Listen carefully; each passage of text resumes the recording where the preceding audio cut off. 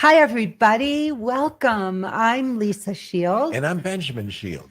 And this is Getting Inside the Right Male Mind. Thank you for joining us. It's Sunday, and I know it's a busy time for everybody. We're right near the holidays. So, it's it's that time of year. Everybody has a lot going on. So thank you for joining us. We have some very exciting news coming up. I'm not going to tell you what it is. I'm just priming the pump, but we have some great news. So please stay tuned for that announcement. I can't wait to announce it very soon in the next few broadcasts. And I hope everybody is having a wonderful time, staying healthy. Benjamin just got out of the hospital with pneumonia. So he's here, and thank God he's okay. He came out okay. He spent 3 lovely nights here in Santa Fe being taken care of, but he's back, and we feel very fortunate for that. So today we're going to talk about how to tell when a guy is really into you and wants a future, sees a future with you. Mm-hmm. This is a big one because so many of you get so in your heads, you're so confused, and you overthink these things. And sometimes you really miss these incredible signs that a man is into you because you're so in your head, overthinking and overanalyzing things, that you're missing some of these beautiful gestures that men are making. So, honey, let's talk about this, because one thing I do want to say is that you were so lovely when you pursued me. It was unlike anything I've ever experienced before in my life.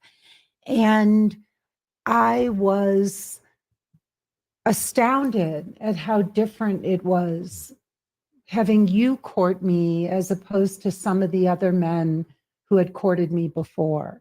You were such a gentleman, and you made me feel so safe and secure about everything that I never wondered if we were going to go on another date or if you were interested in me. So let's talk about what some of those things were that you were doing in those early days when you first started courting me, because you knew pretty early on. How soon did you know that you were interested? Well, I knew with our first date.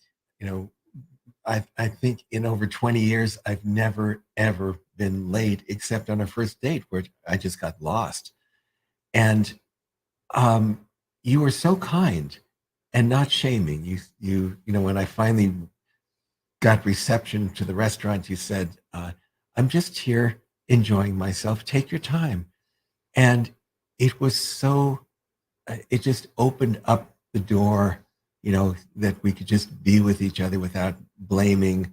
And it was almost like the foundation of our relationship. So that very moment, like when you were running late, which is something you never do, and instead of saying, well, where are you? And how soon can you get here? And, you know, what happened?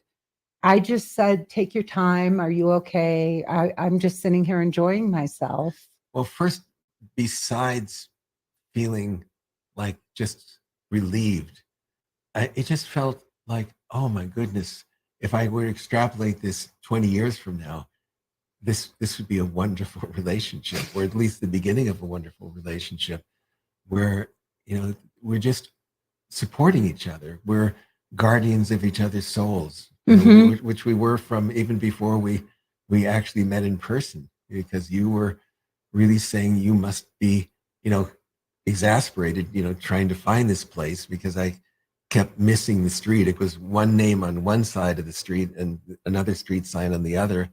I kept winding up in downtown Los Angeles. And so it was a wonderful, welcoming feeling. And on my part, I feel that everything is based on trust and safety, and love really comes from that. So if I told you that I was going to do something, made certain that I did. If I said, "Are you interested in going somewhere?" I'd call the next morning with tickets. I didn't want you ever to be wondering, if what I said, if I was going to follow through on plans. And also I started planning ahead. We started, thinking about not just what we're going to do on Saturday night, but what we're going to do a month from now. And so it was a natural, organic progression. Well, I think something a lot of women don't understand is that it was organic.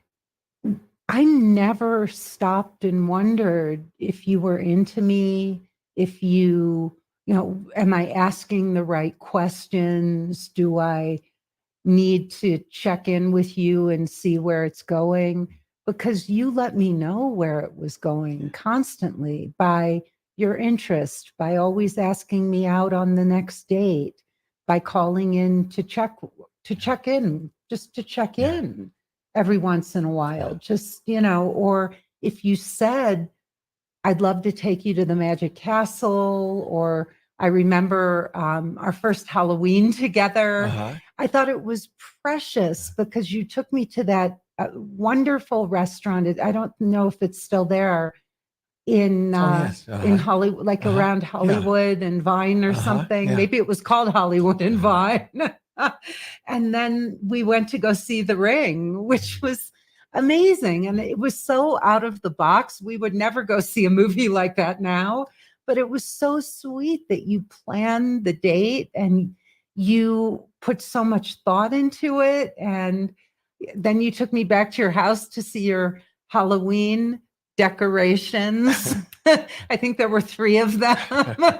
Benjamin is a minimalist, so for him, he really had the house decked out.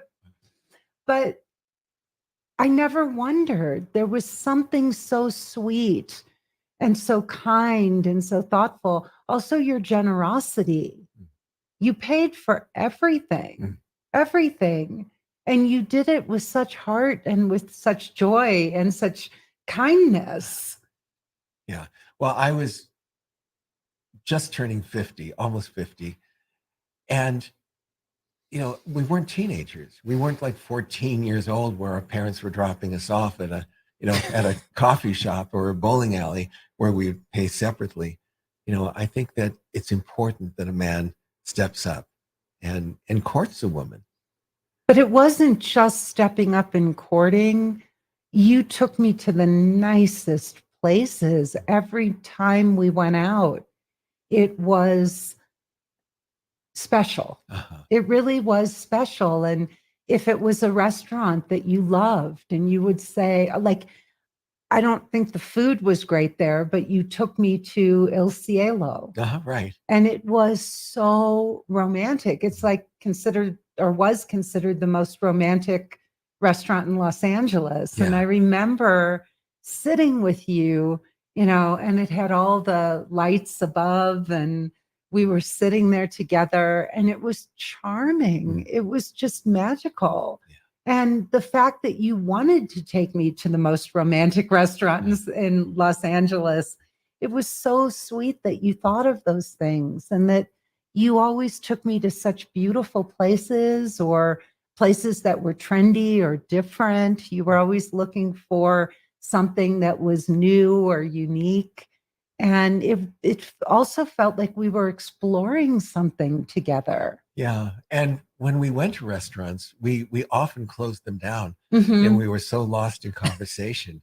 And we had an intense curiosity for each other, just like how we thought, what our opinions were. And there was a playfulness also. It was the whole spectrum of, from serious to playful. And we couldn't get enough of each other, And so we just, whether it was at a party or something, we would close the place down and not even realize that everyone else had left. Yeah. And then you did some things as we started getting to know each other on opposite sides of the city. And sometimes because you lived and worked in your home, you would come to me frequently. In fact, you did some things that just surprised me, how open and receptive you were to being a part of my life. When I bought when I opened up the gift shop on Sunset Junction, and we had to tear down stuff and paint all the walls and get it ready. You came and rolled up your sleeves and you painted the walls and you got the space ready. Tore down a wall, painted walls, redid the floors. Yeah. And I couldn't believe that you would do those things. It was so sweet. There was nothing you weren't open to. And then we had only known each other a few months. I think we met in September, because it was your birthday. September 10th. Right. Oh my God, that's her anniversary. So that was right. September 10th. So October, November, you came December, at the beginning of December, you met me in Santa Fe. You had Thanksgiving dinner with your parents. And then you flew to Santa Fe, where my brother lived, and where we now live. At the end of November. Thanksgiving, you flew. And the thing that was so sweet about that was I invited you thinking, well, I didn't know who you were going to spend the holiday with. And I thought, I'll just ask. And I was shocked when you said yes. And then you found the sweetest, the most beautiful Airbnb. You paid for the whole thing. And then you looked when you got there and you said, oh my goodness, this is a place for a party. Right. And I said, oh, my brother's birthday is December 1st. Right. And we called him and we said we wanted to throw him a birthday party. And then you said, let's go to Whole Foods. And you spent hundreds of dollars just on food for the party. And you'd never even met my brother. It was so sweet. You just one thing after another. So what were some other things, babe? Well, I was very open to meeting your friends and introducing you to my friends also, and even parents after a short while. And you were very sweet with them. But I didn't want to sequester you. I didn't want to have my life and you were just part of it, but not integrated with the rest of my life. I wanted to integrate you into everything. And you did. You really did. Another thing that was really extraordinary was how transparent you were. Do you want to talk about that? Well, I think on our fifth date, when I thought that this was really going somewhere, I have some health issues. And I sat down and I just told you all of them, and also my finances, which was fairly transparent anyway of what I make, because, I charge X amount for each session. I do so many sessions a day. But I wanted you to know all of it, what I had saved and what I had invested, just so that you knew. And it wasn't just in the back of your mind wondering. I never wanted you to be wondering or afraid to ask anything. So if I were transparent, it would be easier for you to ask, if you had a question about something. There was no hiding anything. The other thing you also did, which I thought was extraordinary, was you said to me very early on, I really like you and I really want to get to know you. And I'm not rushing into anything, including sex. I've tried that before and it doesn't work. Right. We earlier today, we were actually talking about the long game, the short game and the long game. And I saw this as the long game, that if we rushed into something too quickly, it might have turned the relationship upside down, that we would become lovers before we became friends, before we had a lot of shared experiences together and really knew each other. So making love would be even more special. Mm-hmm.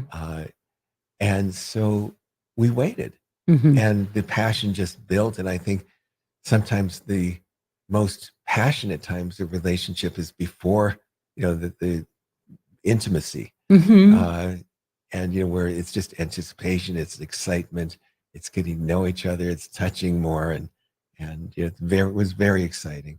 Yeah. And it was so sweet. We were both on the same page. I felt the same way.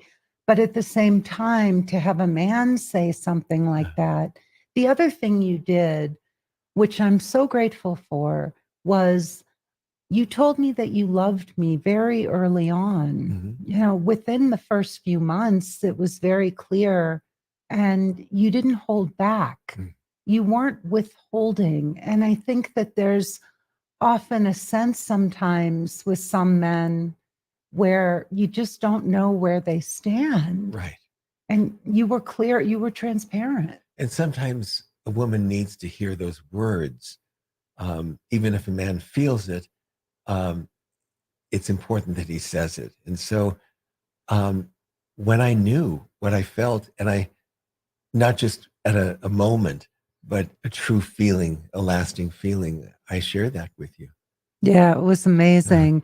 And another thing was when I needed you, and I remember there was a moment when I went to the gynecologist and I had a little bit of a health scare. Everything turned out to be okay. But it was so hard for me to call you about something gynecological and tell you what was going on. And because of my history with my mother, who died of breast cancer when I was very, very young, I was so worried. And I don't blow things out of proportion. I'm not dramatic, but that was really scary for me. And it was even, if I'm going to be honest, looking back, more scary because I had met you. And I really, when you love somebody and you have someone in your life, and then you think, oh my gosh, is everything just going to turn upside down overnight? And so I was very afraid that maybe I would hurt the relationship because I might be ill or something. But I called you and I remember you came over and you were so sweet and you laid down and you spooned me on the bed and you just held me. And it felt like there was nowhere else in the world I wanted to be than there with you. And you made it so easy to be vulnerable with you about anything. And those have been some of the most beautiful moments together. This just permission to share anything with you, anything. Yeah. I also tried to support your goals. Like, I knew that you were involved in weight loss then, and we were living in two different places, and you used to weigh your food as part of the program that you were on. And I immediately got the best food scale I could find, and filled the kitchen with foods that were on your plan. Yeah. Because I wanted you to know that I supported you and supported your soul's journey. Yeah, you were so sweet that way. You really were. You were amazing. The other thing that you did was you made room for me in your place, which I thought was very, very sweet. Right. I mean, I've had clients in Los Angeles, my former practice, where people would just like clear out a little bit of a closet for someone, and the person would never feel at home. I wanted you to feel that it was as much as your home as it was mine. And so and in fact, when we did move in together, we both put all of our furniture on the front lawn and it was essentially just giving it away because, yard sales really don't, because we wanted to start fresh together. I didn't want you to live in my world, and I didn't want to live in yours. Yeah. And it was so important that we create this together, and we would buy a couch or dining room sets or whatever it was, bedroom sets, that was ours, not yours, not mine. Yeah, no, that was amazing. And you said to me when you lived on Kelton, you said, go to Ikea and just get a closet, get something where you can put your things. And then a few months later, you said, go look for a house for which I did, and which we did. It was very, very, very sweet. Another thing that you did was you saw who I was. Yeah. We talk about being the guardian of someone's soul, and it means seeing the person even more than they see themselves, and seeing the journey of their soul more clearly than they see that, and doing what one can do, what I could do to nourish that journey, even if it wasn't parallel to mine.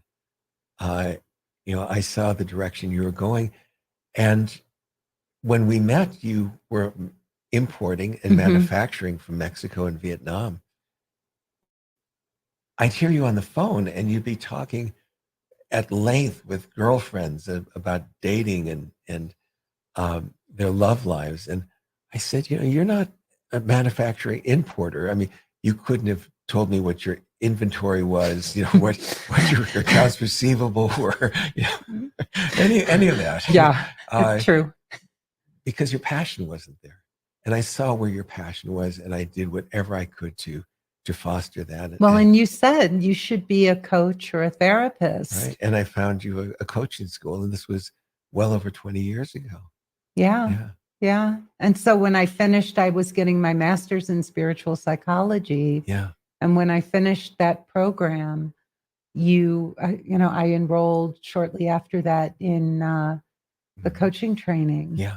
And then you supported me through the whole process. And really, you never told me what you had done when we moved to Sierra Bonita, when we got the house.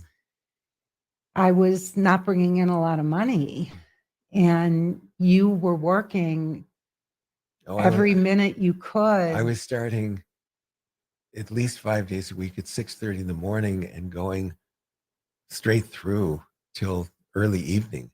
Yeah. And because there was so much construction, it's always more than one plans on, that I was literally going to the bank and making deposits to cover what I was giving the carpenters and electricians and all. Yeah. And you were very generous through years of me building my practice, many, many, many years, because I was educating myself and taking different courses and programs and all. And it wasn't until we met when I was 41, and it was a long time before I really, really got my practice to where it is now. I mean, this has been a whole different level when I created this course. But your love and support, your belief in me, and respect, and respect, because even though your practice was far from what it is now, I respected how dedicated you were, and I've continued that respect in so many ways. I've tried never to keep you waiting. I respect your time. I respect I show my gratitude for everything that you do. Everything. Yeah. Constantly. Yeah. Even when you're exhausted, you ask me if I want to go out, because you think sometimes you need to air me out. Exactly. Just to get me out of the house every once in a while. Yeah. But no, you're so thoughtful. You really take care of me, and you did from the very, very beginning. Yeah. You really did. So you can tell if a guy is interested or into a woman, if he shows respect, and if he keeps trying to have the relationship progress, to get deeper, to become more vulnerable, more emotionally available, more playful, more integrated in each other's lives. If he could begin to see more of you than you could see of yourself, and more of your journey that you envision, you know, introducing you to family and friends, Yeah. planning planning the future together, yeah, trips and vacations, and transparency as far as health and finance, Mhm. and not really sequestering you from anything or anything from you. Just, it's like, well, I'm not going to show you my bank account, or I'm not going to introduce you to this former girlfriend. Um, I, it was, everything was open. Yeah, I mean, even your phone, putting allowing your phone to be there. We've always known Yeah. each other's passwords pretty much. Yeah. There's nothing secret Yeah. about nothing. I can go into your computer in a minute if I need to look for something, if I'm in the house and I don't want to come out to the office. I mean, there's just so much openness. We don't have anything hidden from each other at all, except you don't know what I got you for Christmas. You don't know, but you will soon. No, we talk about everything and share everything, and there was a feeling from the very beginning, a follow through, an attentiveness, a caring, a wanting on your part to make me feel safe and for me to know how you felt about me. I never had to ask. Yeah. I never, ever, ever had to ask you. You told me. Yeah. We never have needed the relationship conversation. Where are you? How do you feel about the relationship? Where do you feel it's going? Because it was just transparent. It was just organic. I think I think it's vital for couples to have that conversation, but it's often only necessary if there's some hidden elements that the other person just doesn't know what's going on or what the other person is feeling. Yeah. In fact, I remember, talk about transparency. One of the most extraordinary moments was that it was early morning and we received you got a telephone call, and it was from a jeweler or somebody who was looking for a diamond for a ring. Do you remember? And you didn't want to tell me what it was about, but you also didn't want me to think that you might be hiding something from me. Right. And in that moment, you made a call, and I remember you said to me, I wanted this to be a surprise, but I didn't want you to think I had any secrets. Right. And so you said, I'm looking for a diamond for you.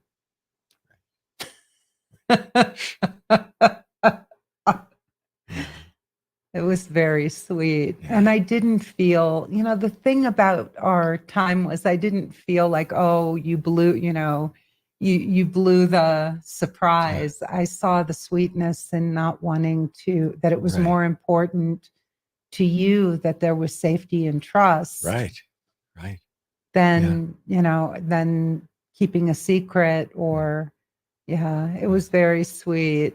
Besides, you can't keep a surprise. No. When you get me a gift, you have to give it to me right then. Right. You're not very so excited. You do. Yeah. You're so sweet. Honey, can I ask you quickly, like, what was it that made you know that you wanted to pursue me?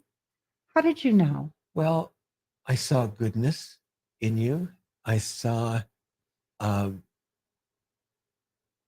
an emotional availability. I had respect for how you were handling your life. I saw a playfulness, which was very important.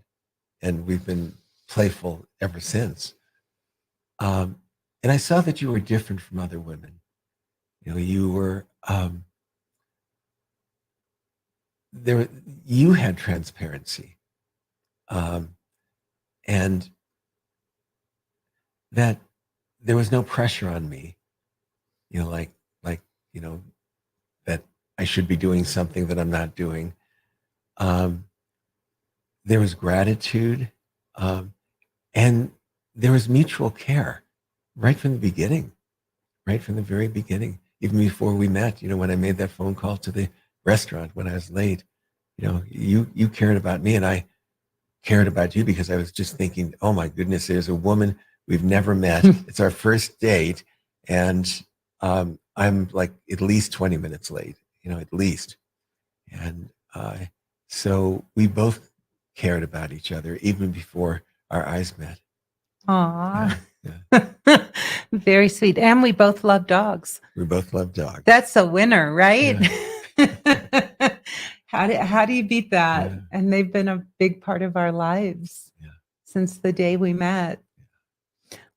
Well, I think we might have just covered everything we needed to cover. Let's look at some of the comments here and just see. We'd love to hear from some of you if you're in a relationship and you don't know if it's going the right way, and you're uncertain. Are there some things that you might want to ask us? We would be more than happy to take a few minutes here. We have Mary, who's watching from Africa, from Kenya, which is so great. And Madeline, great to see you. And Ismay, lovely to see you as well. And we have a comment here from one of our listeners. Need to hear this again. It kept popping out and back, so it was a bit tough to hear it all. Good stuff, though. I don't know if that was your connection or ours, so we'll have to look into that. We just got new internet service, so it could have been us. So we'll check into that, but thank you. And another listener said, wow, this makes me realize I have never met a guy like Benjamin. No, most men that I have been involved with are so good at avoiding anything that smells of a real relationship, but they want those benefits. Yep. And they keep replaying the hurts that some women did to them years ago. My goodness. Oh, ouch. Ouch. Anyone else want to ask a question about the sound kept shutting off? Oh, no. Bummer. And Benjamin is one of a kind. I wish for a very long time, I thought that Benjamin was one of a kind. We teach a 12-week course called Emotionally Naked Dating, where we show women how to attract men like Benjamin. And one of the beautiful things that Benjamin does, one of his gifts to the women in the program, is that he writes their online dating profiles. So he writes a long one for the dating websites, and he writes a shorter one for the apps. He calls the shorter ones dating haikus. Right, because they have to be 300 characters, including spaces or less. But I do it because it's men who read the profiles. And so I write it as how a man would love to what he would want to see in a dating profile. Well, and what you're really doing, babe, is you're catching the attention of men like you. So the kinds of men our women meet very often are men like you. And so we've met a lot of wonderful men like Jim and Sam and David, Way and David. Yeah, we've met some wonderful men like Benjamin through our clients, which has been magical. Hi, Liz. Liz wrote, the person I started dating, he just bought a home in April. I'm wondering if that would be a concern listening to your story. Liz, I don't know how long you've been together, and if that had been a plan of his for a long time, he may have been looking to buy a home for a long time. And it depends on when you met. Benjamin was working out of his home, but he was renting. And I had an apartment. I purposely had never bought a home because I had been waiting to meet my partner so that we could do that together. And so what happened was, when we met, it became a natural part of the progression of our relationship. So I don't know. It would depend a lot on the sequence of events. And it also depends on someone could own a home, could have lived there for a long time, how much they invite you to be an equal partner. I think that's the key. Yeah. Um, let's see. You two are amazing. Have learned so much. Thank you for all you have done for me. Love you too. Thank you so much. Another listener says, I'm getting a lot of positive comments from men on the profile he wrote for me. I'm talking regularly with one of them. Great. My goodness. That means a lot. That's fantastic. This is one of the women who is in our course or has gone through the course who sent in this comment. And surprisingly, I never get tired of hearing from our clients when they come on group calls. We do group coaching calls for the program twice a week. And one of the greatest joys for Benjamin and me is when a woman comes on the call who's just gotten her profile back and is astounded at how many amazing responses she's getting. And she'll say, oh my gosh, I've been on and off the dating sites for years and I never got comments like this, and I've never connected with men like this. So it's really a joy for us to be able to see that happen. We never get tired of it.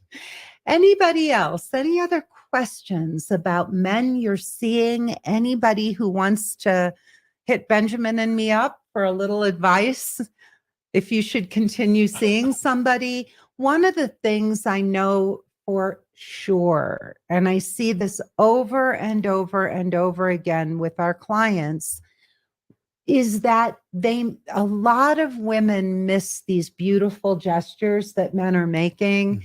We have a way of like I said, over analyzing things. And we have expectations of how we want things to look. And so very often we will get in our heads and we'll be analyzing things and it won't look exactly the way we think it should look. And so we'll miss the nuances of what men are doing for us. I'll give a great example. One of my clients, her boyfriend bought her some lingerie from Victoria's Secret. I think it was for Valentine's Day. And she likes La Perla. And so when he gave her the lingerie, she was visibly disappointed.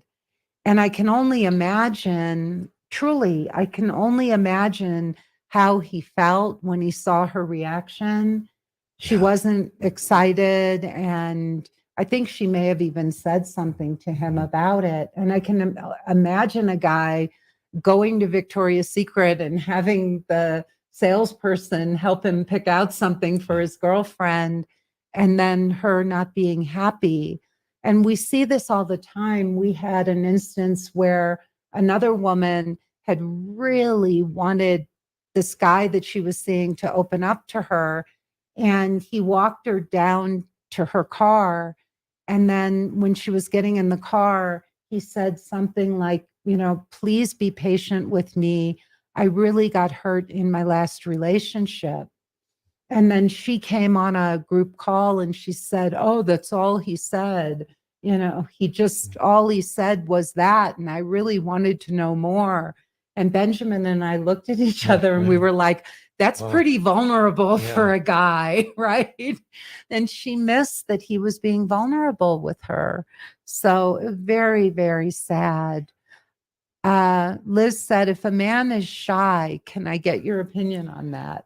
Well, shyness also is coupled with lack of emotional availability. Mm-hmm. So if someone is shy, often they're kind of hiding something, or they don't like something about themselves and they retreat. And it's very difficult to be with a shy person if there's not that flow of exchange of vulnerability, availability, playfulness. Yeah. So it may come with trust and safety. We never know someone's history, but establishing trust and safety and mutual shared experiences I think that's and then see how he responds. Yeah. And Juliana, another listener, said, do you have a course for men? And we are in the process, Juliana, of bringing men into our course, our existing course. We're probably going to do that next year. We've had a couple of men go through the program. Yeah. We had a gentleman who lives in rural Iowa. You know, he's a very successful businessman, but rural Iowa. He wound up dating by chance someone who had graduated Lisa's Emotionally and Naked dating course. And, you know, he said it was the most extraordinary date he's ever been on in his entire life. And this was the most extraordinary woman. And he asked if there was a course for men. And he was so excited and so sincere that we let him into the course, and we asked the women if it would be all right. And he added a lot to it. Yeah, he added, but he also got a lot out of it. Yes, he did. They're together happily ever after now. Yeah, they're very, very happy together. So we'd like to bring men into the course. We've been getting a lot of requests for that, and there's nothing out there like what we do for men. So it is definitely on the list. All right, everybody. Well, thank you to everybody who tuned in. Please do us a favor, like and rate the podcast. Send us your requests for future conversations. We read every single email. We take this to heart. It is very important that these subjects are relevant to all of you. So please let us know what you want us to talk about. Go to my website and click the link to watch my free 45-minute presentation. Many women have said it was eye-opening. And if you like what you hear, you can jump on a call with me or a member of my team to talk to us about how we can help you find your Benjamin.